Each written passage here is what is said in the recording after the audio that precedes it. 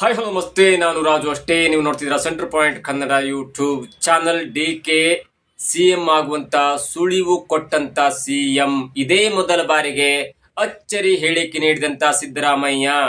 ಎಲ್ಲವೂ ನಿರ್ಧಾರ ಆಗಿದೆ ಅಂದ ಡಿಕೆ ಶಿವಕುಮಾರ್. ಏನಿದರ ಅಪ್ಡೇಟ್ ಇವೆಲ್ಲವನ್ನು ನೋಡೋಣಕ್ಕಿಂತ ಮೊದಲು ಇಲ್ಲಿ ತನಕ ನಮ್ಮ ಚಾನಲ್ ಸಬ್ಸ್ಕ್ರೈಬ್ ಮಾಡಿಲ್ಲ ಅಂದ್ರೆ ಈಗಲೇ ಸಬ್ಸ್ಕ್ರೈಬ್ ಮಾಡಿ, ಜೊತೆಗೆ ಕಾಮೆಂಟ್ಗಳ ಮುಖಾಂತರ ತಮ್ಮ ಅಭಿಪ್ರಾಯವನ್ನು ತಿಳಿಸಬಹುದು. ಎಸ್ ವೀಕ್ಷಕರೇ, ಕಳೆದ 5-6 ತಿಂಗಳಿಂದ ನಾವು ಕೂಡ ಕೆಲವೊಂದು ಪಾಯಿಂಟ್ ಅನ್ನ ಹೇಳ್ತಾನೆ ಇದ್ವಿ.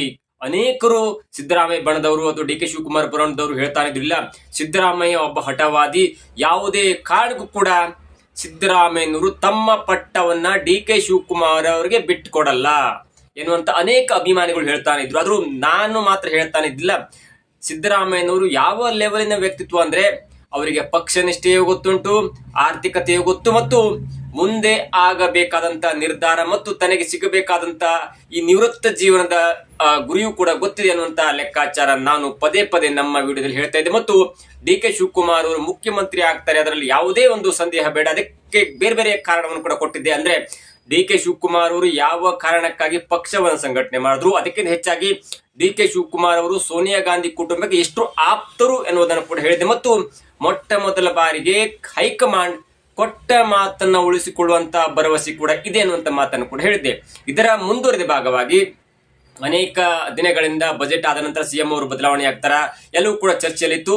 ನಿನ್ನೆ ಬೆಳಿಗ್ಗೆ ಸತೀಶ್ ಜಾರಕಿಹೊಳಿ ಅವರು ಹೈಕಮಾಂಡ್ ಅನ್ನು ಮೀಟ್ ಮಾಡಿ, ಅಂದ್ರೆ ಖರ್ಗೆ ಅವರನ್ನ ಮೀಟ್ ಮಾಡಿ ಹೊರಬಂದ ನಂತರ ಒಂದು ಮಾತನ್ನು ಹೇಳ್ತಾರೆ. ಅಂದ್ರೆ ಎಲ್ಲವೂ ಕೂಡ ನಿರ್ಧಾರ ಆಗಿದೆ ಅನ್ನುವಂತ ಮಾತನ್ನ ಖರ್ಗೆ ಅವರು ಸತೀಶ್ ಜಾರಕಿಹೊಳಿ ಅವರಿಗೆ ಹೇಳಿದ್ದಾರೆ ಅನ್ನುವಂತ ಮಾತನ್ನ ಸ್ವತಃ ಸತೀಶ್ ಜಾರಕಿಹೊಳಿ ಅವರು ಮಾಧ್ಯಮದ ಮುಂದೆ ಹೇಳಿದ್ರು. ಮತ್ತು ಎಲ್ಲವೂ ಕೂಡ ಒಳ್ಳೇದಾಗತ್ತೆ, ಈ ಗೊಂದಲಕ್ಕೆ ಪರಿಹಾರ ಕೊಡಿ ಅನ್ನುವಂತ ಮನವಿಯನ್ನು ಕೂಡ ನಾನು ಮಾಡಿದೆ. ಆದ್ರೆ ಅದಕ್ಕೆ ಉತ್ತರಿಸಿದಂತ ಖರ್ಗೆ ಅವರು, ಇಲ್ಲ ಸದ್ಯವೇ ಬಗೆಹರಿಯತ್ತೆ, ಎಲ್ಲವೂ ಕೂಡ ಪ್ರಕಟ ಆಗಿದೆ, ನೋ ಮೋರ್ ಚೇಂಜಸ್, ಎಲ್ಲವೂ ಕೂಡ ಆಗಿದೆ, ದಿನಾಂಕ ಪ್ರಕಟಣೆ ಮಾಡುವಂತ ಸನ್ನಿವೇಶ ಮಾತ್ರ ಬಾಕಿ ಇದೆ ಅನ್ನುವಂತ ಮಾತನ್ನು ಹೇಳಿ, ಇಲ್ಲೋ ಒಂದ್ ಕಡೆ ಡಿ ಕೆ ಶಿವಕುಮಾರ್ ಅವರು ಮುಖ್ಯಮಂತ್ರಿ ಆಗ್ತಾರೆ, ಡಿ ಕೆ ಶಿವಕುಮಾರ್ ಅವರು ಬಿಟ್ಟು ಕೊಡುವಂತ ಕೆಪಿಸಿಸಿ ಅಧ್ಯಕ್ಷ ಸ್ಥಾನದ ಪಟ್ಟವನ್ನ ಸತೀಶ್ ಜಾರಕಿಹೊಳಿ ಪಡ್ಕೋತಾರೆ ಅನ್ನುವಂತ ಲೆಕ್ಕಾಚಾರ ನಾನು ಕೂಡ ಹೇಳಿದ್ದೆ. ಮತ್ತು ಅನೇಕ ರಾಜಕೀಯ ವಿಶ್ಲೇಷಕರು ಕೂಡ ಅದನ್ನ ಹೇಳಿದ್ರು.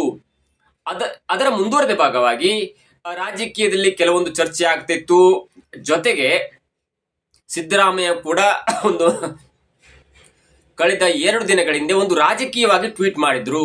ಅಂದರೆ, ನಾನು ಕುರುಬ ಜಾತಿ ಸಮುದಾಯದಿಂದ ಬಂದ ಕಾರಣಕ್ಕಾಗಿ ನನ್ನನ್ನು ತುಳಿಯುವಂತ ಪ್ರಯತ್ನ ಅನೇಕ ವರ್ಷಗಳಿಂದ ಆಗ್ತಾ ಇತ್ತು. ಆದ್ರೆ ನಾನು ಕುರುಬನು ಹೌದು, ಕುರುಬ ಸಮುದಾಯದಿಂದ ಬಂದವನು ಹೌದು, ಜೊತೆಗೆ ನಾನೊಬ್ಬ ರಾಜಕೀಯ ಅರ್ಥವನು ಹೌದು. ಹಾಗಾಗಿ ನನ್ನನ್ನು ಯಾವುದೇ ಕಾರಣಕ್ಕೂ ಕೂಡ ಯಾರು ಕೂಡ ನನ್ನ ರಾಜಕೀಯವನ್ನು ಮುಗಿಸ್ಲಿಕ್ಕಾಗಲಿಲ್ಲ ಅಂತ ಒಂದು ಟ್ವೀಟ್ ಅನ್ನ ಕೂಡ ಮಾಡಿದ್ರು. ಆ ಟ್ವೀಟ್ಗೆ ಪ್ರತ್ಯುತ್ತರವಾಗಿ ಆ ಪ್ರತಿಕ್ರಿಯೆ ಕೊಟ್ಟಂತ ಕುಮಾರಸ್ವಾಮಿ ಅವರು, ಇಂಥ ಇಳಿ ವಯಸ್ಸಿನಲ್ಲಿ ಯಾಕೆ ಸಿದ್ದರಾಮಯ್ಯನವ್ರಿಗೆ ಇಂಥ ಒಂದು ಅಪಹಾಸ್ಯದ ಹೇಳಿಕೆ ಬೇಕಿತ್ತು?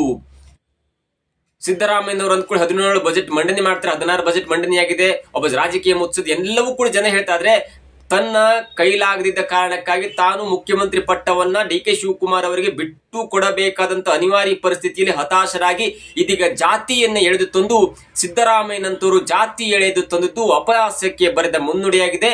ಜೊತೆಗೆ ಸಿದ್ದರಾಮಯ್ಯನವರಿಗೆ ಕೇವಲ ಕುರುಬ ಸಮುದಾಯದವರು ಮಾತ್ರ ಮತ ಹಾಕಿಲ್ಲ ಅಥವಾ ಸಪೋರ್ಟ್ ಮಾಡಿಲ್ಲ, ಇಡೀ ಕರ್ನಾಟಕ ಅವರಿಗೆ ಸಪೋರ್ಟ್ ಮಾಡಿದಂತ ಕಾರಣಕ್ಕಾಗಿ 2 ಬಾರಿ ಮುಖ್ಯಮಂತ್ರಿ ಆಗಿದ್ದಾರೆ ಮತ್ತು 17ನೇ ಬಾರಿ ಬಜೆಟ್ ಅನ್ನ ಮಂಡನೆ ಮಾಡುವಂತ ಅವಕಾಶ ಸಿಕ್ಕಿದೆ ಅನ್ನುವಂತ ಒಂದು ಟ್ವೀಟ್ ಮಾಡಿ ಸಿದ್ದರಾಮಯ್ಯನವರ ಮೇಲೆ ಹರಿಹಾಯ್ದಿದ್ರು. ಅದಕ್ಕೆ ಪ್ರತಿಕ್ರಿಯೆ ಕೊಟ್ಟಂತ ಸಿದ್ದರಾಮಯ್ಯನವರ ಹೇಳಿಕೆ ಇದೆಯಲ್ಲ, ಅದು ಅಚ್ಚರಿಯಾಗಿದೆ. ಅದಕ್ಕೆ ಮೊದಲು ಅವರು ಹೇಳ್ತಾರೆ, ಅಂದ್ರೆ ಆ ಹೇಳಿಕೆಯನ್ನು ನೋಡ್ತಾ ಇದ್ರೆ ಎಲ್ಲೋ ಒಂದ್ ಕಡೆ ಸಿದ್ದರಾಮಯ್ಯನವರು ಡಿ ಕೆ ಶಿವಕುಮಾರ್ ಅವರು ಸಿಎಂ ಆಗುವ ಸುಳಿವನ್ನ ಕೊಟ್ಟೇ ಬಿಟ್ರು ಎನ್ನುವುದು ಕೂಡ ಖಚಿತ ಆಗತ್ತೆ. ಇದು ಭಾರಿ ಅಚ್ಚರಿಯ ಸಂಗತಿ. ಸಿದ್ದರಾಮಯ್ಯನವರ ಬಾಯಲ್ಲಿ ಡಿ ಕೆ ಶಿವಕುಮಾರ್ ಅಂತ ಒಕ್ಕಲಿಗ ನಾಯಕ ಮುಖ್ಯಮಂತ್ರಿ ಆಗಬಹುದು ಎನ್ನುವಂತ ಮಾತಿದೆಯಲ್ಲ, ಅದು ಇಡೀ ಒಂದು ಈ ಮುಖ್ಯಮಂತ್ರಿ ಅಥವಾ ಸಿಎಂ ಫೈಟ್ ಇದೆಯಲ್ಲ, ಆ ಗುದ್ದಾಟಕ್ಕೆ ಒಂದು ಅಂತಿಮ ಮುದ್ರೆ ಒತ್ತಾಗ್ಬಿಟ್ಟಿದೆ ಅನ್ನೋದಕ್ಕೆ ಪ್ರಥಮ ಸಾಕ್ಷಿಯಾಗಿದೆ. ಅದು ಭಾರಿ ಅಚ್ಚರಿಯಾಗಿದೆ. ಇದರ ನಡುವೆ ಬೇರೆ ಬೇರೆ ಕಾರ್ಯಕ್ರಮದಲ್ಲಿ ಡಿ ಕೆ ಶಿವಕುಮಾರ್ ಅವರು ಕೂಡ ಹೇಳಿದ್ದಾರೆ. ಬೇರೆ ಬೇರೆ ಕಾರ್ಯಕ್ರಮದಲ್ಲಿ, ಅಂದ್ರೆ ರಾಷ್ಟ್ರೀಯ ಮಾಧ್ಯಮದವರು ಕೂಡ ಹೇಳಿದಂತ ಮಾತು ಕೂಡ ಅಚ್ಚರಿಯ ಕಾರಣವಾಗಿದೆ. ಅಂದ್ರೆ ಡಿ ಕೆ ಶಿವಕುಮಾರ್ ಅವರು ಹೇಳ್ತಾರೆ, ಎಲ್ಲವೂ ಕೂಡ ಅಚ್ಚರಿಯ ವಿಷಯ, ಆದ್ರೆ ಎಲ್ಲವೂ ಕೂಡ ನಿರ್ಧಾರ ಆಗಿದೆ. ಸಿಎಂ ಆಗಿರುವಂತ ಸಿದ್ದರಾಮಯ್ಯನವರು ಒಂದು ಒಳ್ಳೆ ದಿನಾಂಕವನ್ನು ನಿಗದಿಪಡಿಸಿ ಅವರು ಅನೌನ್ಸ್ ಮಾಡ್ತಾರೆ ಅನ್ನುವಂತ ಸ್ಟೇಟ್ಮೆಂಟ್ ಅನ್ನ NDTV ಕೂಡ ಹೇಳಿದ್ದಾರೆ. ಹಾಗಾಗಿ ಇದೀಗ ಸಿಎಂ ಸಿದ್ದರಾಮಯ್ಯನವರ ಬಾಯಲ್ಲಿ ಬಂದಂತ ಒಂದು ಹೇಳಿಕೆ ಇದೆಯಲ್ಲ, ಅದು ಈಗ ಎಲ್ಲರ ಅಚ್ಚರಿಗೆ ಕಾರಣವಾಗಿದೆ. ಅದರ ಮಧ್ಯೆ ಡಿ ಕೆ ಶಿವಕುಮಾರ್ ಅವರು ಏನ್ ಹೇಳಿದ್ರು ಅನ್ನೋದನ್ನ ನೋಡ್ಕೊಂಡು ಬರೋಣ ಬನ್ನಿ. ಸಮಾಜವನ್ನು ಎಳೆದಿರ್ತಕ್ಕಂಥದ್ದು ಯಾವ ಮಟ್ಟಕ್ಕೆ ಅವರ ಒಂದು ಹೃದಯದಲ್ಲಿ ಭಾವನೆಗಳಿದೆ ಅಂತಕ್ಕಂಥದ್ದು. ಜಾತಿಯ ಹೆಸರನ್ನ ಇಟ್ಕೊಂಡು ಈಗ ಇವರೇನು ಸಾಮಾಜಿಕ ನ್ಯಾಯ, ಜಾತ್ಯತೀತ ಇದೆಲ್ಲವನ್ನು ಹೇಳ್ತಾರೆ. ಇವತ್ತು ಸಿದ್ದರಾಮಯ್ಯನವರು ಬೆಳಿಬೇಕಾದ್ರೆ ಬರೀ ಕುರುಬ ಸಮಾಜದವ್ರಿಗೆ ಮಾತ್ರ ಇವ್ರಿಗೆ ಬೆಂಬಲ ಕೊಟ್ಟು ಮಟ್ಟಿಗೆ ಬೆಳೆಸಿದ್ದಾರೆ ಅನ್ನೋದನ್ನು ನಾನಂತೂ ಒಪ್ಲಿಕ್ಕೆ ತಯಾರಾಗಿಲ್ಲ. ಎಲ್ಲ ಸಮಾಜಗಳಲ್ಲೂ ಬೆಂಬಲ ಕೊಟ್ಟಿದ್ರು. ಅವರು ದೆಹಲಿಗೆ ಹೋಗ್ತಾ ಇದ್ದೀರಾ ನೀವು ಮುಂದಿನ ವಾರದಲ್ಲಿ? ನಾನು ಹೋಗೋದು ಬರೋದು ಇದ್ದೇ ಇದೆಯಪ್ಪ. ನಾನು ಹೋಗದೆ ಇನ್ಯಾರು ಹೋಗ್ತಾರೆ? ಯಾವಾಗ ಕರೀತಾರೆ, ಯಾವ ಮೀಟಿಂಗ್ಗಳು ಇರ್ತದೆ, ಯಾಗೆಲ್ಲ ಹೋಗ್ತಾ ಇರ್ತೀವಿ. 26ನೇ ತಾರೀಕು 22ನೇ ತಾರೀಕು ಏನೋ ಅಂತ ನಾನು ಕೇಳಬಂತೆ. ಮತ್ತೆ ಬರೇಳಿದ್ದಾರೆ. ಪ್ರಾಯಶಃ ಈ ಒಂದು ದಿನಾಂಕದಲ್ಲಿ ಅವರಿಗೆ ಒಳ್ಳೇದಾಗ್ತದೆ ಅಂತ ಎಲ್ಲರೂ ಕೂಡ ಹೇಳ್ತಾರೆ. ಈ ತಿಂಗಳು ಅದೇ 3ನೇ ಡೇಟ್ ಗೊತ್ತಿಲ್ಲ, 26ನೇ ತಾರೀಕೇನೋ ಬರೇಳಿದ್ದಾರೆ. ನೋಡಿದ್ರಲ್ಲ ವೀಕ್ಷಕರೇ, ಎಲ್ಲವೂ ಕನ್ಕ್ಲೂಡ್ ಆಗಿದೆ. ಆದರೆ ಸಿದ್ದರಾಮಯ್ಯನವರು ಮಾತ್ರ ಇದೀಗ ತನ್ನ ಮನಸ್ಸಿನಲ್ಲಿರುವಂತ ಒಂದು ಕೋಪವನ್ನ ಕುಮಾರಸ್ವಾಮಿ ವಿರುದ್ಧ ಹರಿಹಾಯುವಂತ ನಿಟ್ಟಿನಲ್ಲಿ ಇದೀಗ ಎಲ್ಲವನ್ನು ಬಾಯ್ಬಿಟ್ಟಿದ್ದಾರೆ.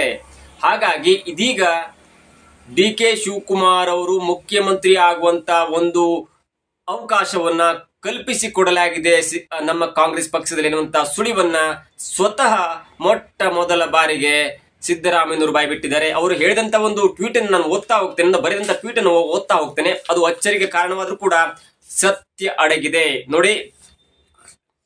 ಅಂದ್ರೆ ಕುಮಾರಸ್ವಾಮಿ ಅವರು ಟ್ವೀಟ್ ಮಾಡಿರ್ತಾರೆ, ಅದಕ್ಕೆ ಪ್ರತ್ಯುತ್ತರವಾಗಿ ಸಿದ್ದರಾಮಯ್ಯನವರು ಟ್ವೀಟ್ ಇದು. ಸಿದ್ದರಾಮಯ್ಯನವರು ಕುರ್ಚಿಗಾಗಿ ಜಾತಿ ಎಳೆದು ತಂದಿದ್ದಾರೆ. ಅದರ ಎನ್ನುವಂತ ಆರೋಪವನ್ನ ನಾನು ತಮಾಷೆಯಾಗಿ ಸ್ವೀಕಾರ ಮಾಡಿದ್ದೇನೆ. ತಮ್ಮ ಸುದೀರ್ಘ ರಾಜಕೀಯ ಜೀವನದಲ್ಲಿ ಎಚ್ ಡಿ ದೇವೇಗೌಡರು ಎಷ್ಟು ಮಂದಿ ಒಕ್ಕಲಿಗ ನಾಯಕರನ್ನ ಜೆಡಿಎಸ್ ನಲ್ಲಿ ಬೆಳೆಸಿದ್ದಾರೆ. ಒಕ್ಕಲಿಗ ನಾಯಕರನ್ನ ಗುರುತಿಸಿ ರಾಜಕೀಯವಾಗಿ ಬೆಳೆಸಿದ್ದು ಕಾಂಗ್ರೆಸ್ ಪಕ್ಷ ಮಾತ್ರ. ಕೆಂಗಲ್ ಹನುಮಂತಯ್ಯ ಅವರಿಂದ ಹಿಡಿದು ಎಸ್ ಎಂ ಕೃಷ್ಣ ಅವರಿಗೆ, ಅಂದ್ರೆ ಎಸ್ ಎಂ ಕೃಷ್ಣ ಅವರವರೆಗೆ ನೂರಾರು ಒಕ್ಕಲಿಗ ನಾಯಕರನ್ನ ಕಾಂಗ್ರೆಸ್ ಬೆಳೆಸಿದೆ.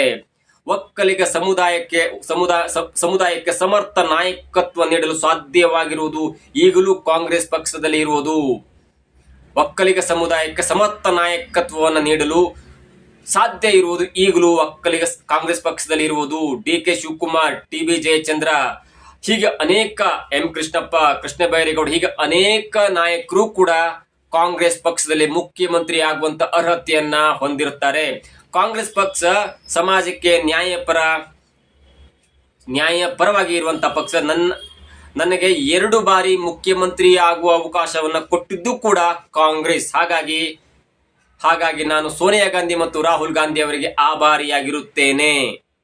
ಜಾತಿಯಿಂದ ಮಾತ್ರವಲ್ಲ, ಅರ್ಹತೆಯಿಂದ ಮುಖ್ಯಮಂತ್ರಿ ಆಗುವಂತ ದಲಿತ ಸಮುದಾಯದ ನಾಯಕರು ಇರುವುದು ಕೂಡ ಕಾಂಗ್ರೆಸ್ ಪಕ್ಷದಲ್ಲಿಯೇ. ಮುಂದೊಂದು ದಿನ ಅವರೂ ಕೂಡ ರಾಜ್ಯದ ಮುಖ್ಯಮಂತ್ರಿ ಆಗ್ತಾರೆ ಮತ್ತು ಅದು ಕಾಂಗ್ರೆಸ್ ಪಕ್ಷದಿಂದಲೇ ಮುಖ್ಯಮಂತ್ರಿ ಆಗ್ತಾರೆ ಎನ್ನುವಂತ ಸುದೀರ್ಘವಾದ ಆತ್ಮಾವಲೋಕನವಾದ ಜೊತೆಗೆ ಡಿ ಕೆ ಶಿವಕುಮಾರ್ ಈಗ ಮುಖ್ಯಮಂತ್ರಿ ಆಗ್ತಾರೆ. ಈಗ ದಲಿತ ನಾಯಕರು ಮುಖ್ಯಮಂತ್ರಿ ಆಗಲ್ಲ. ಡಿ ಕೆ ಶಿವಕುಮಾರ್ ಅವರ ನಂತರ ಮುಂದೊಂದು ದಿನ ದಲಿತ ನಾಯಕರು ಮುಖ್ಯಮಂತ್ರಿ ಆಗ್ತಾರೆ, ಅದು ಕಾಂಗ್ರೆಸ್ ಪಕ್ಷದಲ್ಲಿ. ಅದು ಮೇ ಬಿ ಜಾರಕಿಹೊಳಿ ಇರ್ಬೋದು ಎನ್ನುವಂತ ಒಂದು ಸುಳಿವನ್ನ ಕೊಟ್ಟಿದ್ದಾರೆ. ಆದ್ರೆ ಮುಂದೊಂದು ದಿನ ಎನ್ನುವ ಮುಖಾಂತರ ಇದೀಗ ಡಿ ಕೆ ಶಿವಕುಮಾರ್ ಅವರು ಒಕ್ಕಲಿಗ ನಾಯಕರಾಗಿರುವುದು, ಅವರು ಮುಖ್ಯಮಂತ್ರಿ ಆಗುವಂತ ಅವಕಾಶ ಇದೀಗ ಬರುತ್ತೆ ಅನ್ನುವಂತ ಸುಳಿವು ಕೊಟ್ಟಿದೆಯಲ್ಲ, ಅದು ಈಗ ಸಿದ್ದರಾಮಯ್ಯನವರ ಒಂದು ಹೆಜ್ಜೆ ಮುಂದಕ್ಕೆ ತೆಗೆದುಕೊಂಡು ಹೋಗಿದೆ ಮತ್ತು ಅವರನ್ನ ಒಂದು ಮ್ಯಾಚೂರ್ಡ್ ಪರ್ಸನ್ ಆಗಿ ಈ ಟ್ವೀಟ್ ಮುಖಾಂತರ ನಾವು ಕಾಣಬಹುದು. ನೋಡಿ, ಕೊನೆಯ ಗಳಿಗೆಯಲ್ಲಿ ಒಂದು ಮಾತಿದೆ, ಕೆಸರು ಮಾಡ್ಕೊಬಿಟ್ರು ಅಥವಾ ಹೊಲಸು ಮಾಡ್ಕೊಬಿಟ್ರು ಅನ್ನುವಂತ ಮಾತಿದೆಯಲ್ಲ, ಅಂತ ಮಾತನ್ನು ಅಂತ ಒಂದು ಸನ್ನಿವೇಶವನ್ನು ಅನೇಕರು ವ್ಯಕ್ತಪಡಿಸಿದ್ದಾರೆ. ನಾನು ಅದನ್ನ ಹೆಸರು ಹೇಳಲಿಕ್ಕೆ ಹೋಗಲ್ಲ. ಒಬ್ರು ಕಣ್ಣೀರು ಹಾಕ್ತಿದ್ದಾಗಿರ್ಬೋದು, ಒಬ್ಬರ ಪಕ್ಷ ಬಂದು ಬೇರೆ ಪಕ್ಷಕ್ಕೆ ಬಂದಿರಬಹುದು, ಅದು ಬೇರೆ ಬೇರೆ ಒಂದು ಕಾರಣ ಆಗಿದೆ. ಆದ್ರೆ ಪಕ್ಷದಲ್ಲಿ ಇದ್ದುಕೊಂಡು ನಗುತ್ತಾ ಧೈರ್ಯವಾಗಿ ಹೆಬ್ಬುಲಿಯಂತೆ, ಸಿಂಹದಂತೆ ಅಥವಾ ಈ ಹುಲಿಯ ದೊಡ್ಡದಾದಂತ ಒಂದು ವ್ಯಕ್ತಿತ್ವದ ಮುಖಾಂತರ ಮತ್ತೊಬ್ಬರಿಗೆ ಮುಖ್ಯಮಂತ್ರಿ ಪಟ್ಟವನ್ನ ಬಿಟ್ಟು ಕೊಡುವಂತ ಒಂದು ಸನ್ನಿವೇಶ ಇದೆಯಲ್ಲ, ಅಂದ್ರೆ ನನಗೆ ಸಾಕಪ್ಪ, ನನಗೆ 5 ವರ್ಷ ಇತ್ತು, ಆದ್ರೆ 8 ವರ್ಷಗಳ ಕಾಲ ನನಗೆ ಮತ್ತು ಎಕ್ಸ್ಟ್ರಾ 3 ವರ್ಷಗಳ ಕಾಲ ಮುಖ್ಯಮಂತ್ರಿ ಆಗುವಂತ ಅವಕಾಶ ಇದೆ. ಇನ್ನು ಮುಂದೆ ಪಕ್ಷಕ್ಕಾಗಿ ಸ್ವನಿಷ್ಠೆಯಿಂದ ದುಡಿದಂತ ಒಬ್ಬ ಕಾರ್ಯಕರ್ತನಿಗೆ ಮುಖ್ಯಮಂತ್ರಿ ಪಟ್ಟವನ್ನ ಕೊಡಬೇಕೆನ್ನುವಂತ ಒಂದು ಧಾರಾಳ ಮಂಚು, ಅಂದ್ರೆ ಕೊಡಬೇಕೆನ್ನುವಂತ ಒಂದು ಸೂಚನೆ ಹೈಕಮಾಂಡ್ ಇಂದ ಬಂದ್ರೂ ಕೂಡ ಅದನ್ನ ಎಲ್ಲಿಯೂ ಕೂಡ ತೋರಿಸ್ಕೊಳ್ಳದೆ ಅದನ್ನ ಅಂದ್ರೆ ನಿರಾಳವಾಗಿ ಅದನ್ನ ಬೇರೆಯವರಿಗೆ ಗತ್ತಿನಿಂದ ಬಿಟ್ಕೊಡುವಂತ ಒಂದು ವ್ಯಕ್ತಿತ್ವ ಇದೆಯಲ್ಲ, ಅದು ಸಿದ್ದರಾಮಯ್ಯನವರಿಂದ ಮಾತ್ರ ಸಾಧ್ಯ. ಹಾಗಾಗಿ ಒಳಗಡೆ ಏನೇ ಬೇಸರ ಇದ್ರೂ ಕೂಡ, ಏನೇ ಕಷ್ಟ ಇದ್ರೂ ಕೂಡ ಅದನ್ನ ಹೊರಗಡೆ ತೋರಿಸದೆ, ಭಾವನೆಗೆ ಅದನ್ನ ಮರುಳಾಗದೆ, ಅದು ತನ್ನ ಮನಸ್ಸಿನ ಹತೋಟಿಯನ್ನ ಬಿಟ್ಕೊಡದೆ ಗರ್ಜನೆಯಿಂದ ಬಿಟ್ಕೊಡೋದು ಇದೆಯಲ್ಲ, ಅದು ಸಿದ್ದರಾಮಯ್ಯನವರ ವ್ಯಕ್ತಿತ್ವ. ನಾ ಇದನ್ನ ಯಾಕೆ ಹೇಳ್ತಿದ್ದೇನೆ ಅಂದ್ರೆ, ತುಂಬಾ ಜನ ನನ್ನ ಜೊತೆಗಿದ್ದಂಥವ್ರು ತುಂಬಾ ಜನ ಹೇಳಿದ್ರು, ಇಲ್ಲ ಸಿದ್ದರಾಮಯ್ಯನವ್ರು ಬಿಟ್ಕೊಡ್ಲಿಕ್ಕೆ ಸಾಧ್ಯವೇ ಇಲ್ಲ ಅನ್ನುವಂತ ಮಾತನ್ನ ಹೇಳಿದ್ರು. ಬಟ್ ಸ್ಟಿಲ್ ನಾಟ್ ಅದು ಕೂಡ ಆಗಿಲ್ಲ. ನಾನು ಹೇಳ್ತಾ ಇರುವಂತ ಕಥೆಯೂ ಕೂಡ ಸಿದ್ದರಾಮಯ್ಯನವರು ಒಂದು ದಿನ ಬಿಟ್ಟುಕೊಡ್ತಾರೆ ಅನ್ನುವಂತ ಪಕ್ಕ ಮಾಹಿತಿ ಎಲ್ಲೂ ಇಲ್ಲ. ಆದ್ರೆ ರಾಜಕೀಯವಾಗಿ ನೋಡಿದಾಗ, ಅದನ್ನು ವಿಶ್ಲೇಷಣೆ ಮಾಡಿದಾಗ DK ಶಿವಕುಮಾರ್ ಅವರಿಗೆ ಅಥವಾ ಸಿದ್ದರಾಮಯ್ಯನವರು ಮುಖ್ಯಮಂತ್ರಿ ಪಟ್ಟದಿಂದ ಇಳಿತಾರೆ ಎನ್ನುವಂತಹ ಸನ್ನಿವೇಶ ಇದೀಗ ಸದೃಢವಾಗಿದೆ. ಅದರಲ್ಲಿ ಮುಖ್ಯವಾದಂತ ಪಾಯಿಂಟ್ 3 ಪಾಯಿಂಟ್ ಅಂದ್ರೆ, DK ಶಿವಕುಮಾರ್ ಅವರಂತ ಒಕ್ಕಲಿಗ ನಾಯಕರು ಇರುವುದು ಕಾಂಗ್ರೆಸ್ ಪಕ್ಷದಲ್ಲಿಯೇ. ಅಂದ್ರೆ DK ಶಿವಕುಮಾರ್ ಅವರು ಮುಖ್ಯಮಂತ್ರಿ ಪಟ್ಟಕ್ಕೆ ಈಗ ಏರ್ತಾರೆ. ಯಾವ ದಲಿತ ಮುಖ್ಯಮಂತ್ರಿಯ ಕ್ಯಾಂಡಿಡೇಟ್ ಇಲ್ಲ. ಮುಂದೊಂದು ದಿನ ದಲಿತ ಮುಖ್ಯಮಂತ್ರಿ ಆಗಬೇಕಾಗಿರುವುದು ಕೂಡ ಕಾಂಗ್ರೆಸ್ ಪಕ್ಷದಲ್ಲಿ, ಮತ್ತು ಅವರು ಕೂಡ ಕಾಂಗ್ರೆಸ್ ಪಕ್ಷದಲ್ಲಿ ಮುಖ್ಯಮಂತ್ರಿ ಆಗ್ತಾರೆ. ಅಂದ್ರೆ ದಲಿತ ಮುಖ್ಯಮಂತ್ರಿಯ ಕೂಗು ಈಗ ಸದ್ಯಕ್ಕಿಲ್ಲ. ಜೊತೆಗೆ ನನಗೆ 2 ಬಾರಿ ಮುಖ್ಯಮಂತ್ರಿ ಆಗುವಂತ ಅವಕಾಶ ಕೊಟ್ಟಂತ ಸೋನಿಯಾ ಗಾಂಧಿಗೆ ಮತ್ತು ರಾಹುಲ್ ಗಾಂಧಿಗೆ ನಾನು ಆಭಾರಿಯಾಗಿದ್ದೇನೆ. ಅಷ್ಟರ ಮಟ್ಟಿಗೆ ಇಟ್ಸ್ ದ ಎಂಡ್. ಅಂದ್ರೆ ಇದು ರಾಜಕೀಯ ವಿದಾಯದ ಒಂದು ಟ್ವೀಟ್ ಅಂತ ಹೇಳ್ಬೋದು. ಜೊತೆಗೆ ಕುಮಾರಸ್ವಾಮಿ ಅವರಿಗೆ ನೇರವಾಗಿ ಟಾಂಗ್ ಕೊಟ್ಟಿದ್ದಾರೆ. ಅದರ ಜೊತೆಗೆ ಇದೀಗ ರಾಷ್ಟ್ರೀಯ ಮಾಧ್ಯಮದಲ್ಲಿ DK ಶಿವಕುಮಾರ್ ಅವರು ಕೂಡ ಹೇಳಿದ್ದಾರೆ, ಇಲ್ಲ ಎಲ್ಲವೂ ಕೂಡ ಫಿಕ್ಸ್ ಆಗಿದೆ, ಒಂದು ಸಂತೋಷ ವಿಷಯ ಎನ್ನುವ ಮಾತನ್ನು ಹೇಳಿದ್ದಾರೆ. ಅದಕ್ಕೆ ಪೂರಕವಂತೆ DK ಆಪ್ತ ಅಥವಾ ವಕ್ತಾರರಾಗಿರುವಂತಹ ಇಕ್ಬಾಲ್ ಹುಸೇನ್ ಅವರು ಕೂಡ, ರಾಮನಗರದ MLA ಆಗಿರುವಂತಹ ಇಕ್ಬಾಲ್ ಹುಸೇನ್ ಅವರು ಕೂಡ ಇದೇ 26ಕ್ಕೆ DK ಶಿವಕುಮಾರ್ ಅವರು ಹೈಕಮಾಂಡ್ ಅನ್ನು ಮೀಟ್ ಮಾಡಿದರೆ ಮತ್ತು ಆಹ್ವಾನ ಕೊಟ್ಟಿದ್ದಾರೆ ಎನ್ನುವಂತ ಮಾತಿಗೆ ಉತ್ತರಿಸಿದಂತ DK ಶಿವಕುಮಾರ್ ಅವರು ಕೂಡ, ಇಲ್ಲ ನಾನು ಪಕ್ಷದ ಅಧ್ಯಕ್ಷನಾಗಿರ್ತೇನೆ ಮತ್ತು ಯಾವಾಗ ಬೇಕಾದ್ರೂ ಹೋಗ್ತೇನೆ, ನನ್ನ ಜವಾಬ್ದಾರಿ ಅದು. ಯಾಕಂದ್ರೆ ನಮ್ಮ ಪಕ್ಷದ ಒಂದು ಕಾರ್ಯಚಟುವಟಿಕೆಗಳ ಬಗ್ಗೆ ಹೈಕಮಾಂಡ್ಗೆ ತಿಳಿಸಲೇಬೇಕಾಗುತ್ತೆ ಮತ್ತು ಅದನ್ನ ತಿಳಿಸ್ತೇನೆ ಅಂತ ಮಾತನ್ನು ಹೇಳಿ, ಎಲ್ಲೋ ಒಂದ್ ಕಡೆ ಎಲ್ಲವೂ ಫಿಕ್ಸ್ ಆಗಿದೆ ಅನ್ನುವಂತ ಹಂತಕ್ಕೆ ಬಂದಿದೆ. ಆದರೆ ಸಿದ್ದರಾಮಯ್ಯನವರು ಟ್ವೀಟ್ಗೆ ಮರುತ್ತರವಾಗಿ ಇದೀಗ ಕುಮಾರಸ್ವಾಮಿ ಅವರು ಕೆಂಡಾಮಂಡಲರಾಗಿದ್ದಾರೆ. ಏನಿದು ಅಪ್ಡೇಟ್ ಎಲ್ಲವನ್ನೂ ಕೂಡ ಮುಂದಿನ ಎಪಿಸೋಡ್ ಹೇಳ್ತೇನೆ. ಇದಾಗಿತ್ತು ಇವತ್ತಿನ ವಿಶೇಷ. ನೋಡ್ತಾ ಇರಿ centre point Kannada YouTube channel.